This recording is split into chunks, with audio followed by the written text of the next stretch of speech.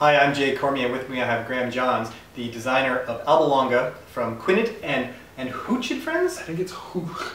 Hooch and Friends, my apologies. No worries. And the reason why we're doing this video is to give you an overview of Alba Longa.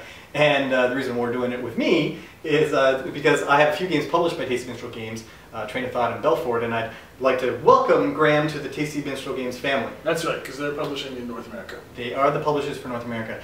So Alba Longa won some sort of hoity-toity prize. A hookah word? Is it? I don't know. No, it's not a hookah word. It won a design competition in Paris in 2009. Congratulations. But correct me if I'm wrong, it was actually a totally different theme. That's right. It was the Great Pyramid at the time. Great Pyramids. And so, knowing that Egypt was in trouble, is that why they wanted to get away from Egypt? They wanted to get away from Egypt. But nothing to do with Arab Spring, that's right. No. And so the publisher decided that there was just a few too many Egyptian games out there. Rethemed it to pre-Roman Empire. Pre-Roman Empire. That's right. Perfect. So this game has worker placement, it has dice drafting. Dice drafting. And it has some direct conflict. Hello. What the? You got your peanut butter in my chocolate. Now, this is a Euro game, or would you consider it a meld of Ameritrash and Euro? It's a bit of a hybrid game. It's more, definitely swings more on the Euro side of things, but it is, I try to throw it in the direct conflict. To preface, I've played this many times, and I am a Euro snoot. Yes, you are. Whoa. And I do enjoy this game because the combat can be mitigated through many different means. So, that's right. First, the thing to point out is these funky dice. Now, why are they this shape and what's going on? The column dice. They have 1 to 4 on them twice. They have a practical purpose other than the fact that they're just cool. Yeah. So roll the dice. Oh, I'm going to roll the dice. Yeah. Okay. Whee! That's right. Okay.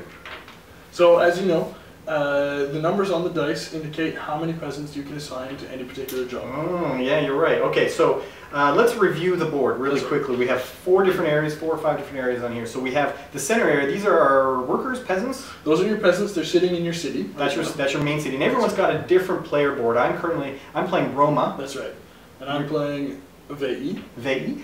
And so when I roll these dice, I can assign, if I assign it to take this black dice, that means I can sign up to 2 peasants. 1 or 2 peasants can go and become soldiers at the barracks. And that's up here, the barracks. That's right, barracks. Otherwise, I can take the gray, and it can be assigned to merchants in the bazaar. Okay, and I can take white. Now you're assigning peasants to the quarry. And the quarry helps you build monuments. And monuments are important because they help you win the game. Yay, monuments! That's one of 2 victory conditions. That's right. Monuments is one of them, 10 monuments. And the other one is double your population from 8 to 16 peasants. And that's not an or, that's an and. That's an and. You have to do both. That's right. And then brown is? Brown is the priests in the temple. Okay, cool. So if I roll that, I can put some priests in the temple. And I noticed that there's also some farms over here, which we'll talk about in a minute. That's perfect. So I roll this. If I'm the first player I roll, I get to do one of these for free, I believe. You can pick one of those and assign peasants. Okay, I take that, I assign, maybe I'll only assign 3, for example. That's right. And now it goes around the table. No, I can buy one of those leftover dice that you have. For $1. For a single $1, I can put money in one of these pots in the middle, and now I can choose to take one. So put it on tens, so people know that it's been taken. It's been taken. Oh, how clever. And I can assign it. And you assign to there. And so after everyone's gone around and bought a dice or passed, then you get to roll. I get to roll this. Perfect. Now you do the same thing. I do the same thing. I'll take one die for free. He takes, pass by. Pass by. Now it goes up. If it gets back to me. That's right. It costs you $1 just to roll, where it was free before. Perfect. But then for everyone to buy a die, it's still just $1. Still the same $1. So it gets more and more expensive for the roller to roll. That's right. Perfect. But it stays cheap to buy off someone else. Right. And so let's assume that these are all placed. Yep. Then it's time to resolve. Okay. So we resolve at the top with the warriors, the soldiers first. Yep, the soldiers. There's the combat cards here where we get to choose at the same time, I believe. We would all secretly choose one of our opponents to attack. Okay, so it matches the color. Matches the color and the icon on the boards. We go 1, 2, 3, and we kind of flip it up. We go 1, 2, 3. Right. I'm attacking green. You're attacking blue. I'm attacking Alba Longa. That's right. And then there's some other cards. They're hero cards. So once we figure out who's attacking who, all players that are involved in combat, whether they're attacking or being attacked or both, would choose one hero card to play. Okay. The higher the hero card, obviously makes you more powerful. Okay. But a used hero card is out of play until you've used all your hero cards. And you add your hero card number to the number of soldiers you have, and compare that to your person you're fighting against. That's right. And you potentially could have people teamed up. That's right. You and I could be teamed up against Alba Longa, and then our forces would combine to make one super army. And the reason you're doing this is to when you if your attacking score is higher than the defense value, then you end up sabotaging the other player's board, and you can start unassigning peasants, sending them back. Take that! From a little take that. Take that. Yeah. Okay, cool. And then we resolve the merchants, and there's some money to be made there. Yep. And then we resolve quarry, and you get the aforementioned. For every 2 guys in the quarry, you get a monument. Monument. Priests, you kind of just bump up the quantity of priests you have. That's right, mark off your high priest. Perfect. And that gets resolved later in a different in the end of the harvest. Yeah. That's right. And there is no farming in this phase, because now we're currently in the growing season. And we actually go over to the harvest phase season. Harvest season. Yeah. And so what's the big difference with harvest season? The big difference here is that now we can assign farmers. Right. If you're the roller. If you're the roller. As you notice, there is no farmer die. Yeah, there's no color associated with farm. Yeah. That's right. So what would happen is if you're the roller and the roller only, you would roll your dice. Yes. And now, you as the roller can take any single die and use it as farmer. So I could take this quarry die and assign up to 4 peasants to my farmers. And then you need that because at the end of every year, at the harvest phase, you have to feed people. You must feed people at the end of the harvest. Okay.